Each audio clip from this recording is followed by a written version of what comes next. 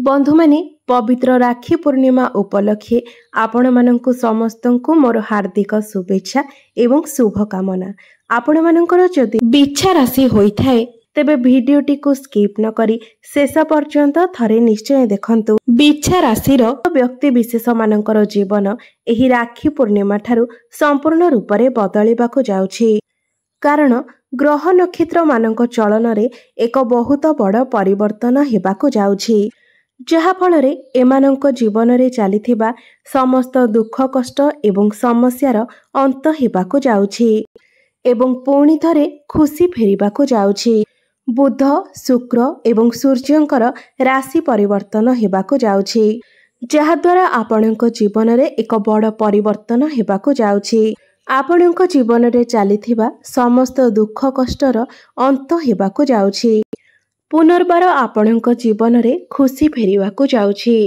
तेबे आसंतु जानिबा आपणक जीवन रे कौन सबु बड़ परिवर्तन हेबार अछि। तो एहा पूर्वरु जदि आपणकर बिच्छा राशि होइथा तेबे भिडियोटी को लाइक करी चैनल टी को सब्सक्राइब करि दियंतु एवं कमेंट बॉक्स रे जय श्री जगन्नाथ निश्चय लिखंतु। बंधु माने पूर्वरु आपणकर स्वास्थ्य समस्या देखा जाउथिला, धन जनित समस्या लागी रहुथिला। आपण ऋण नेइथिले किंतु ऋण सुझी पारु नथिले, ऋणर भार आपणक उपरे बढ़ी जाइथिला। गृह परिवार रे खुशीर वातावरण नथिला, शिक्षा क्षेत्र रे विभिन्न प्रकारर समस्या देखा देउथिला। आपणकर अननेसेसरी खर्च हेउथिला, समाज रे आपणकर मान सम्मान कमी जाइथिला। आपणको चाकरी प्राप्ति होई पारु नथिला, संतान संतति को नै चिंतित रहुथिले एवं व्यापार रे मध्य आपणकर लॉस हेउथिला। प्रेम जीवन रे मध्य समस्या देखा देउथिला। तेबे एभली जहाँ भी किछि समस्या आपणक जीवन रे चालुथिला ताहा एबे दूर हेबाकु जाउछि। आपणक जीवन रे पुणी थरे खुशी फेरिबाकु जाउछि। आपणक जीवन रे नूतन सूर्योदय हेबाकु जाउछि। बंधु माने शुक्रंकर राशि परिवर्तन हेउछि। शुक्र हेउछंती धनर कारक ग्रह। शुक्रंकु माँ लक्ष्मींकर स्वरूप बोली मध्य माना जाइथाए। शुक्र आपणकर अष्टम भावरे थिले। अष्टम भावटी को कुंडली रे भल विचार करा जाय नथाए, तेणु शुक्र ग्रह आपणकर खराब स्थिति रे थिले।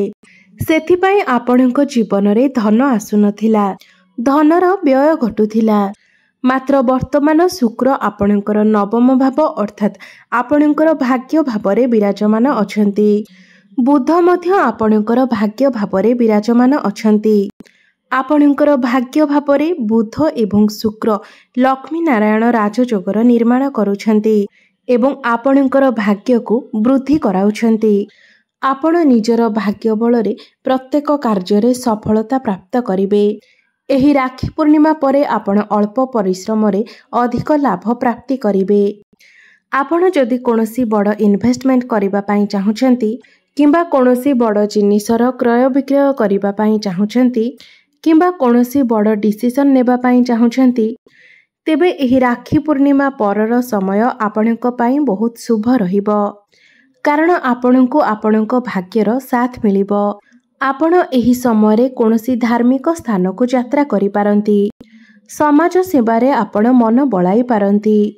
आपणकर पितांकर स्वास्थ्य रे सुधार आसीबो।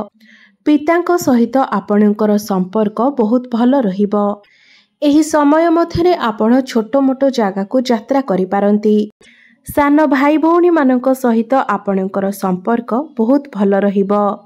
ऑनलाइन रे कार्य करुथिबा व्यक्ति मानक पई डिजिटल ट्रैवल एंड टूर एवं स्टेशनरी दुकान देइथिबा व्यक्ति मानक पई ब्यूटी पार्लर एपरी क्षेत्र रे कार्यरत थिबा व्यक्ति मानक पई समय बहुत शुभ रहिछि। एहा परे बुध एवं शुक्र आपणकर कर्म स्थान रे रहिबे, अर्थात आपणकर दशम भाव रे रहिबे, जहा फल रे आपणकर कैरियर रे ग्रोथ आसीबो। प्रमोशन हेबार मध्य जोग बरुअछि। कैरियर रे आपणको बहुत अधिक सफलता प्राप्ति हेबो। ऊपर ऑफिसरंकर सपोर्ट आपणको प्राप्ति हेबो। जेउ मानक निकट रे कोनोसी चाकरी बाकरी नाही तो सेमानंको नूतन चाकरी मध्य प्राप्ति हेबो। आपण प्रत्येक कार्य को बहुत भल भाबरे करि पारिबे। ମାତ୍ର ଶନିଙ୍କର ଦୃଷ୍ଟି ଯେହେତୁ ଆପଣଙ୍କର ଦଶମ ଭାବ ଉପରେ ରହୁଛି, ସେଥିପାଇଁ ଆପଣଙ୍କୁ ଟିକିଏ ଅଧିକ ପରିଶ୍ରମ କରିବାକୁ ପଡ଼ିପାରେ। ପରିଶ୍ରମ କଲେ ଯାଇ ଆପଣଙ୍କୁ ନିଶ୍ଚିତ ଅଧିକ ସଫଳତା ପ୍ରାପ୍ତି ହେବ। ଏହି ରାକ୍ଷୀ ପୂର୍ଣ୍ଣିମା ପରେ ଆପଣଙ୍କର କ୍ୟାରିୟରରେ ଏକ ବହୁତ ବଡ଼ ପରିବର୍ତ୍ତନ ଆସିବ ଏବଂ ବୁଧ ଏବଂ ଶୁକ୍ର ଆପଣଙ୍କର ଚତୁର୍ଥ ଭାବକୁ ଦେଖୁଛନ୍ତି। ଚତୁର୍ଥ ଭାବଟି ମାତୃ ସୁଖର ଭାବ ହୋଇଥାଏ। ଆପଣଙ୍କ ଜୀବନର ସୁଖର ଭାବ ହୋଇଥାଏ। ତ ଆପଣ ଏହି ସମୟରେ ମାଙ୍କର ସୁଖ ପ୍ରାପ୍ତି କରିବେ। ମାଙ୍କର ସ୍ୱାସ୍ଥ୍ୟରେ ମଧ୍ୟ ପରିବର୍ତ୍ତନ ଆସିବ। ଏହି ସମୟରେ ଆପଣ କୌଣସି ଯାନବାହନ, ଭୂମି କିମ୍ବା ପ୍ରପର୍ଟି ଇତ୍ୟାଦି କିଣିବା ପାଇଁ ମନ ବଳାଇ ପାରନ୍ତି ଏବଂ ଶନି ଆପଣଙ୍କର ଚତୁର୍ଥ ଭାବରେ ଅଛନ୍ତି। ଚତୁର୍ଥ ଭାବଟି ସୁଖର ଭାବ ହୋଇଥାଏ। ଶନି ଏଠାରେ ଆପଣଙ୍କର ସୁଖକୁ ମଜବୁତ ବନାଉଛନ୍ତି। ଶନି ଏଠାରେ କେନ୍ଦ୍ରରେ ରହି ଶଶ ନାମକ ରାଜଯୋଗର ନିର୍ମାଣ କରୁଛନ୍ତି। ଦେବଗୁରୁ ବୃହସ୍ପତି ଆପଣଙ୍କର ସପ୍ତମ ଭାବରେ ବିରାଜମାନ ଅଛନ୍ତି। ସପ୍ତମ ଭାବଟି ବ୍ୟବସାୟ ବାଣିଜ୍ୟର ଭାବ ହୋଇଥାଏ ଏବଂ ଆପଣଙ୍କର ବୈବାହିକ ଜୀବନର ମଧ୍ୟ ଭାବ ହୋଇଥାଏ। ତ ଏହି ସମୟରେ ଆପଣଙ୍କର ବ୍ୟାପାର ବାଣିଜ୍ୟ ବହୁତ ଭଲରେ ଚାଲିବ।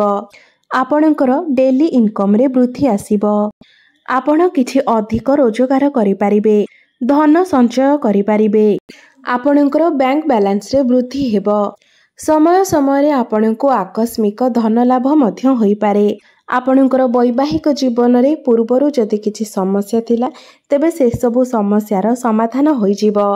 ଏହି ରାକ୍ଷୀ ପୂର୍ଣ୍ଣିମା ପରେ ଆପଣଙ୍କର ବୈବାହିକ ଜୀବନ ବହୁତ ଭଲରେ ଚାଲିବ। ଆପଣ ଦୁଇ ଜଣଙ୍କ ମଧ୍ୟରେ ମଧୁର ସମ୍ପର୍କ ସ୍ଥାପନ ହେବ। ଆପଣ ଦୁଇ ଜଣ ମିଶି କୌଣସି ବଡ଼ ଡିସିସନ୍ ନେଇପାରନ୍ତି। ଫ୍ୟାମିଲି ପ୍ଲାନିଂ ମଧ୍ୟ କରିପାରନ୍ତି। ଆପଣଙ୍କର ଲାଇଫ୍ ପାର୍ଟନରଙ୍କର କ୍ୟାରିୟରରେ ଗ୍ରୋଥ ଆସିବ। ଆପଣ ଦୁଇ ଜଣଙ୍କ ମଧ୍ୟରେ ଅଣ୍ଡରଷ୍ଟାଣ୍ଡିଂ ଭଲ ରହିବ। ତାଳମେଳ ଭଲ ରହିବ। ଗୁରୁ ଏଠାରେ ରହି ଆପଣଙ୍କର ଲଗ୍ନ ଭାବ ଅର୍ଥାତ୍ ଆପଣଙ୍କର ପ୍ରଥମ ଭାବକୁ ଦେଖୁଛନ୍ତି। ପ୍ରଥମ ଭାବଟି ହୋଇଥାଏ ଆପଣଙ୍କର ସ୍ୱାସ୍ଥ୍ୟର ଭାବ, ଆପଣଙ୍କର ଇମ୍ୟୁନିଟି ସିଷ୍ଟମର ଭାବ। ତ ଏହି ସମୟରେ ଆପଣଙ୍କର ସ୍ୱାସ୍ଥ୍ୟ ବହୁତ ଭଲ ରହିବ। ଏପରିକି ପୂର୍ବରୁ ଯଦି ସ୍ୱାସ୍ଥ୍ୟଜନିତ କିଛି ସମସ୍ୟା ଥିଲା, ତେବେ ତାହାର ମଧ୍ୟ ସମାଧାନ ହୋଇଯିବ। ଗୁରୁ ଏଠାରେ ବସି ଆପଣଙ୍କର ଏକାଦଶ ଭାବକୁ ମଧ୍ୟ ଦେଖୁଛନ୍ତି।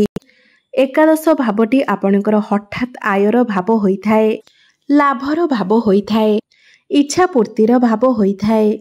ତ ଆପଣଙ୍କୁ ଆକସ୍ମିକ ଧନ ଲାଭ ହୋଇପାରେ।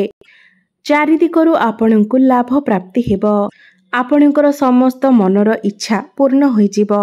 ବଡ଼ ଭାଇ ଭଉଣୀମାନଙ୍କର ସପୋର୍ଟ ଆପଣଙ୍କୁ ମିଳିବ।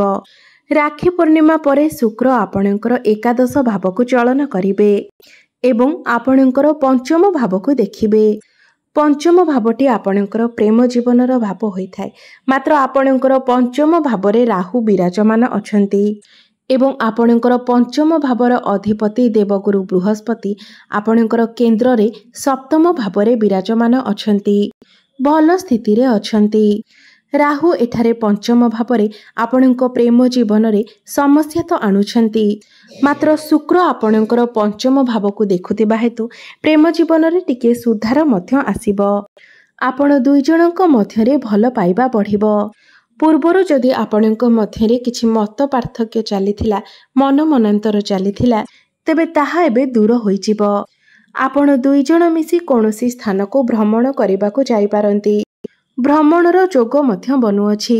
ଏହି ସମୟରେ ଆପଣଙ୍କର ବିବାହର ଯୋଗ ମଧ୍ୟ ବନୁଅଛି। ଆପଣଙ୍କର ଭଲ ପାଇବା ବିବାହର ରୂପ ମଧ୍ୟ ନେଇପାରେ, କାରଣ ଗୁରୁ ଆପଣଙ୍କର ସପ୍ତମ ଭାବରେ ଅଛନ୍ତି ଏବଂ ସୂର୍ଯ୍ୟ ମଧ୍ୟ ଆପଣଙ୍କର ଦଶମ ଭାବକୁ ଚଳନ କରିବେ, ନିଜର ସ୍ୱଗୃହକୁ ଚଳନ କରିବେ ଏବଂ ସୂର୍ଯ୍ୟ ଏଠାରେ ବଳବାନ ସ୍ଥିତିରେ ମଧ୍ୟ ରହିବେ। ତ କର୍ମକ୍ଷେତ୍ରରେ ଆପଣଙ୍କୁ ମାନ ସମ୍ମାନ ପ୍ରାପ୍ତି ହେବ। ଆପଣଙ୍କୁ ପ୍ରଶଂସା ମିଳିବ। ସମାଜରେ ଆପଣଙ୍କୁ ମାନ ସମ୍ମାନ ଏବଂ ପ୍ରତିଷ୍ଠା ପ୍ରାପ୍ତି ହେବ। ରାଜନୀତି କ୍ଷେତ୍ରରେ ଥିବା ବ୍ୟକ୍ତିମାନଙ୍କ ପାଇଁ ଏହି ସମୟ ବହୁତ ଶୁଭ ଅଟେ। ସରକାରୀ କ୍ଷେତ୍ରରେ ଆପଣଙ୍କୁ ସଫଳତା ପ୍ରାପ୍ତି ହେବ। ଯେଉଁମାନେ କମ୍ପିଟିଟିଭ୍ ଏକ୍ଜାମ ପାଇଁ ପ୍ରିପେୟାର ହେଉଛନ୍ତି, ସେମାନଙ୍କ ପାଇଁ ଏହି ରାକ୍ଷୀ ପୂର୍ଣ୍ଣିମା ପରର ସମୟ ବହୁତ ଭଲ ରହିବ। ଆପଣ ଆପଣଙ୍କର ଶିକ୍ଷା କ୍ଷେତ୍ରରେ ବହୁତ ଅଧିକ ଉନ୍ନତି କରିବେ। ଯଦି ଆପଣଙ୍କର କୌଣସି ଏକ୍ଜାମ ଅଛି, ତ ଏହି ରାକ୍ଷୀ ପୂର୍ଣ୍ଣିମା ପରେ ନିଶ୍ଚିତ ରୂପରେ ଆପଣଙ୍କୁ ସେଥିରେ ସଫଳତା ମିଳିବ। ତ ସବୁ ଦୃଷ୍ଟିରୁ ଦେଖିବାକୁ ଗଲେ ଏହି ରାକ୍ଷୀ ପୂର୍ଣ୍ଣିମା ପରେ ବିଛା ରାଶିର ବ୍ୟକ୍ତି ବିଶେଷମାନଙ୍କୁ ପ୍ରତ୍ୟେକ ଦୃଷ୍ଟିରୁ ସଫଳତା ପ୍ରାପ୍ତି ହେବ। ପ୍ରତ୍ୟେକ କ୍ଷେତ୍ରରେ ସଫଳତା ପ୍ରାପ୍ତି ହେବ। ତେବେ ଅଧିକ ଶୁଭ ଫଳ ପ୍ରାପ୍ତି ପାଇଁ ଆପଣ ପ୍ରତ୍ୟେକ ଦିନ ହନୁମାନ ଚାଳିଶାର ପାଠ କରନ୍ତୁ ଏବଂ ମଙ୍ଗଳଙ୍କର ବୀଜ ମନ୍ତ୍ରର ଜପ କରନ୍ତୁ। ଓମ୍ କ୍ରାଂ କ୍ରିଂ କ୍ରୋଂ ସହ ଭୌମାୟ ନମଃ। ଏହି ମନ୍ତ୍ରକୁ ଆପଣ ପ୍ରତ୍ୟେକ ଦିନ 108 ଥର ଜପ କରନ୍ତୁ। ଏହା ସହିତ ଆପଣ ପ୍ରତ୍ୟେକ ଦିନ ସୂର୍ଯ୍ୟଙ୍କୁ ଜଳାର୍ଘ୍ୟ ମଧ୍ୟ ଅର୍ପଣ କରନ୍ତୁ। ଆପଣଙ୍କୁ ଶୁଭତ୍ୱ ପ୍ରାପ୍ତି ହେବ, ଭାଗ୍ୟରେ ପରିବର୍ତ୍ତନ ଆସିବ। ତ ବନ୍ଧୁମାନେ, ଆପଣମାନଙ୍କର ଜୀବନ ମଙ୍ଗଳମୟ ହେଉ, ଏହା ହିଁ ଈଶ୍ୱରଙ୍କ ନିକଟରେ ମୋର ପ୍ରାର୍ଥନା। ଧନ୍ୟବାଦ।